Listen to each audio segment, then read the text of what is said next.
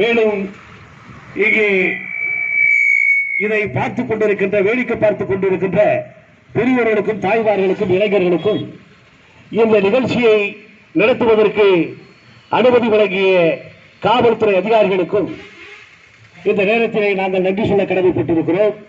தோழர்களே, இந்த நாடு சுதந்திரம் அடைந்து ஏறத்தாழ ஒரு 75 ஆண்டு காலத்தை தாண்டி இருக்கிறது. இந்த நாட்டிலே இந்த சுதந்திரத்தை பற்றி இங்கு இருக்கக்கூடிய ஆட்சியாளர்கள் வைர விழா, பொன் விழா போன்ற விழாக்களை கொண்டாடி கொண்டிருக்கிறார்கள். இன்றைக்கு 100 கோடிக்கு மேலே இன்றைக்கு இந்தியாவிலே சனத்தொகை பெருகிக் கொண்டிருக்கிறது. ஆனால் குறிப்பாக இன்றைக்கு விஞ்ஞானம் என்பது வளர்ந்து கொண்டிருக்கிறது. இன்றைக்கு நாம் பாக்கெட்டில் வைத்திருக்கக்கூடிய அந்த செல்போன் என்று இருக்கக்கூடிய அந்த செல் மூலமாக உலக நாடுகளில் என்ன நடக்கிறது, அத்தகைய செயல்களை நாம் தெரிந்து கொள்ளக்கூடிய ஒரு அளவுக்கு இன்றைக்கு விஞ்ஞானம் வளர்ந்து கொண்டிருக்கிறது. ஆனால் இந்தியாவிலே தான் ஒரு அறிவுக்கூறுக்கு அப்பால் பட்டு இந்த நாட்டிலே ஒரு சாதி என்ற பெயரால், மதம் என்ற பெயரால், உயர்ந்தவன் தாழ்ந்தவன் என்ற பெயரால் இந்த நாட்டை தொடர்ந்து ஒரு 2000 ஆண்டு காலமாக அச்சுறுத்திக் கொண்டிருக்கிறார்கள். இந்த நாட்டிலே மிகப்பெரிய ஒரு அழுகை குரல் கேட்டுக் கொண்டிருக்கிறது. எந்த நாட்டிலே அழுகை குரல் கேட்டுக் கொண்டிருக்கிறது? இன்றைக்கு பல்வேறு நாடுகளிலே ஏதேற்றுமை இருக்கிறதே தவிர, ஆனால் இங்கே கற்பருக்குள்ளேயே ஒரு மிகப்பெரிய ஒரு அச்சுறுத்தலை ஏற்படுத்துகின்ற வகையிலே இங்கு இருக்கக்கூடிய இந்துத்துவ அமைப்புகளும், இங்கு இருக்கக்கூடிய பார்ப்பனிய சக்திகளும், இங்கு இருக்கக்கூடிய மனிதர்கள் என்று சொல்லக்கூடிய அந்த நச்சு, அந்த விஷத்தண்ணீர் வாழ்ந்த அந்த நூல் இன்றைக்கு இந்த நாட்டிலே ஒரு உயர்ந்தவன் தாழ்ந்தவன் என்று சொல்லிக் கொண்டிருக்கிறது. ஆனால் இந்த நாட்டிலே விஞ்ஞானத்தை இந்த நாட்டிலே நுகர்த்து கொண்டிருக்கிறார்கள் இங்கு இருக்கக்கூடிய இந்தியாவில் வாழக்கூடிய மக்கள். ஆனால் நான் விஞ்ஞானத்தை ஏற்றுக்கொள்வேன், அதனுடைய சுகத்தை நான் ஏற்றுக்கொள்வேன், ஆனால் ஒருவரும் நான் சாதியை விடமாட்டேன் என்று சொல்லுகிறார்கள். அதாவது கண்ணில் பள்ளியில் தோற்றிய முன்னாள் நூற்ற குருவர்களாய் பிறந்து ஒற்றிய மகனோடும் குளிர்ந்த கண்களோடும் கட்டிய ஆணையோடும் இந்த நாட்டில் வருவாயத்தை தட்ட குற்றத்திற்காக இந்த மக்களை சேரி என்று ஒதுக்கி வைத்து இவர்கள் தீண்டத்தகாதவர்கள், இவர்கள் அடிமைகள் என்று ஒரு நாடு சொல்லுவாரால் இந்த நாடு ஒரு சுதந்திர நாடா என்பதை இந்த நேரத்தில் கேள்வி கேட்க வேண்டியிருக்கிறது. நம் நாடு சுதந்திரம் அடைந்திருக்கிறது. யாருக்கு சுதந்திரம் அடைந்திருக்கிறது? சாதி என்பது, சாதி திமிர் என்பது தமிழகத்தில் இந்தியாவிலே அமல் இருக்கிறது. இது யாராலும் மறுக்க முடியுமா? இங்க இருக்கக்கூடிய ஆட்சியாளர்களை நாங்கள் கேட்கிறோம். இங்க இருக்கக்கூடிய அரசாங்கத்தை கையில் வைத்திருக்கக்கூடிய உயர் அதிகாரிகளை நாங்கள் கேட்கிறோம். சாதிகள் ஒழிந்து விட்டதா? இல்லை தோழர்களே, இந்த நாட்டிலே சாதி என்பது, சாதி திமிர் என்பது புறையோடி போய் கிடக்கிறது. இந்த மக்கள் உழைக்கும் மக்களாக இந்த நாட்டிலே வாழ்ந்து கொண்டிருக்கிறார்கள். இந்த நாட்டை பன்மைப்படுத்திக் கொண்டிருக்கிறார்கள். இந்த நாட்டை தூய்மைப்படுத்திக் கொண்டிருக்கிறார்கள். இந்த நாட்டுக்காக தன்னுடைய ரத்தத்தை சிந்தி பொருளாதாரத்தை உருவாக்கிக் கொண்டிருக்கிறார்கள். ஆனால் இந்த மக்கள் இந்த நாட்டிலே தாழ்த்தப்பட்டவர்கள் என்று சொன்னால், இந்த நாட்டிலே இந்த மக்கள் இளையவர்கள் என்று சொன்னால், இந்த நாட்டிலே இந்த மக்கள் அடிமைகள் என்று சொன்னால், இதை எப்படி நாம் ஏற்றுக்கொள்ள முடியும்? வேடிக்கை பார்க்கும் பெரியவர்களே, தாய்மார்களே, இளைஞர்களே, படித்த தோழர்களே, உங்களை நாங்கள் கேட்டுக் கொள்கிறோம்.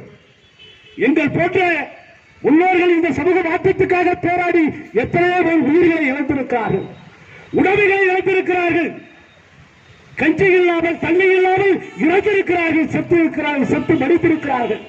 ஆனால் இந்த சாதி என்பது, சாதி திமிர் என்பது இன்றைக்கு போற்றப்படவில்லை. ஆகாயத்தில் விஞ்ஞானம் தொட்டி கட்டி ஆட்டு கொண்டு இருக்கிறது. ஆகாயத்தில் விஞ்ஞானம் என்பது தொட்டி கட்டி ஆட்டு கொண்டு இருக்கிறது. வீட்டுக்கு வருவாய், வீட்டுக்கு வருவாய் என்று கேட்டுக் கொண்டிருக்கிறது. ஆனால் இந்த விஞ்ஞானத்தை பல நாடுகள் மதிக்கிறார்கள். அங்கே மனிதநேயம் இருக்கிறது, மனித வாழ்வுகள் இருக்கிறது, மனித பண்புகள் இருக்கிறது. ஆனால் இந்த கேடுகட்ட இந்தியாவில் இந்த நாடு சுதந்திரம் அடைந்து 75 ஆண்டுகள் ஆகிவிட்டது என்று சொல்லி இந்த நாட்டில் பெருமை கொண்டாடி கொண்டிருக்கின்ற இங்க இருக்கக்கூடிய அரசியல்வாதிகளும் ஆட்சியாளர்களை பார்த்து நாங்கள் கேட்கிறோம். இது ஒரு நாடா, இது ஒரு கேடா என்பதை நாங்கள் கேட்கிறோம். காது என்பது காதல் என்பது சொல்லி வைத்து வருவதல்ல. ஒரு மனிதனுக்கு கோபம் என்பது, அழுகை என்பது தானாக வராது. அவனுக்கு ஏதாவது ஒரு பாதிப்பு இருந்தால் தான் வரும். ஆனால் அது போன்றுதான் காதல் என்பது தானாக வருவதில்லை. காதல் என்பது தானாக வருவதில்லை. ஒரு ஆணும் பெண்ணும் தன்னை இணைகிறார்கள் என்று சொன்னால் அது மிகப்பெரிய இயற்கை குறித்த வரம். அப்படி அந்த ஆணும் பெண்ணும் இணைந்து நாம் திருமணம் எடுத்துக் கொள்ளலாம், நாம் தன்னுடைய வாழ்க்கையை துவக்கலாம் என்று அவர்கள் முடிவெடுக்கின்ற பொழுது சாதி என்பது, சாதி துவர் என்பது, யுத்தத்துவம் என்பது, பார்ப்பது என்பது குறுக்க வந்திருக்கிறது. அதுதான் இன்றைக்கு மிகப்பெரிய சாதக்கேடா இந்தியாவிலே இருக்கிறது. தோழர்களே, இன்றைக்கு தன்னுடைய பெற்ற பிள்ளையை ஒரு மாற்று சமூகத்தை, ஒடுக்கப்பட்ட தாழ்த்தப்பட்ட சமூகத்தை சேர்ந்த ஒருவரை திருமணம் செய்து வைத்ததற்காக, அவளை காதலித்ததற்காக இன்றைக்கு போர்வில் டயர்களை அறுத்து அந்த குழந்தையை கொண்டு அதனை வைத்து எரிக்கிறான் என்று சொன்னால் யார் எரிக்கிறான்? தன்னுடைய தந்தை இருக்கிறான், தன்னுடைய உறவினர் இருக்கிறான். நீ ஒரு தாழ்த்த சாதிக்காரனை நீ காதலித்ததற்காக ஒரு தாய், ஒரு தந்தையும் ஆழவ படுகொலை என்ற பெயரில், சாதி பெருமை என்ற பெயரில் அந்த டயரை வைத்து எரித்து கொள்ளுகிறார்கள். இந்த தேசம், இந்த நாடு, இந்த இந்திய அரசியலமைப்பு சட்டம் வேடிக்கை பார்த்துக் கொண்டிருக்கிறது. அதுதான் வெட்கக்கேடாக இருக்கிறது. இந்த நாட்டில் இருக்கக்கூடிய அரசியல் சட்டத்தை புரட்சியாளர் அம்பேத்கர் எழுதினார்.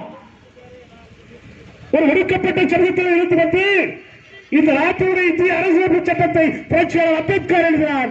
ஆனால் அவர் சொல்லுகிறார் ஒரு இடத்திலே, நான் எழுதிய சட்டத்தை, அந்த சட்டத்தை யார் நடைமுறைப்படுத்துகிறார்கள் அவர்கள் படுகொலையாளர்கள் நடைமுறைப்படுத்தினால் இந்த ஒடுக்கப்பட்ட மக்களுக்கு இங்கு இருக்கக்கூடிய இந்தியாவில் வாழ்கின்ற அனைத்து சமூகங்களுக்கும் ஒரு நன்மையாக இருக்கும். ஆனால் அதை கையாளுகின்றவர்கள் சரியில்லை என்று சொன்னால் அந்த சட்டமும் சரியில்லை என்று அம்பேத்கர் சொன்னார். இன்றைக்கு அதுதான் இந்தியாவிலே நடந்து கொண்டிருக்கிறது. இன்றைக்கு ஆணவ படுகொலை என்பது, சாதி மறுப்பு திருமணத்துக்காக ஆணவ படுகொலை என்பது தொடர்ந்து நடந்து கொண்டிருக்கிறது. இன்றைக்கு நீங்கள் கணக்கெடுத்து பார்த்தீர்கள் என்று சொன்னால் இங்கு இருக்கக்கூடிய மனித பிராணிகளை யாரெல்லாம் பேணி பாதுகாக்க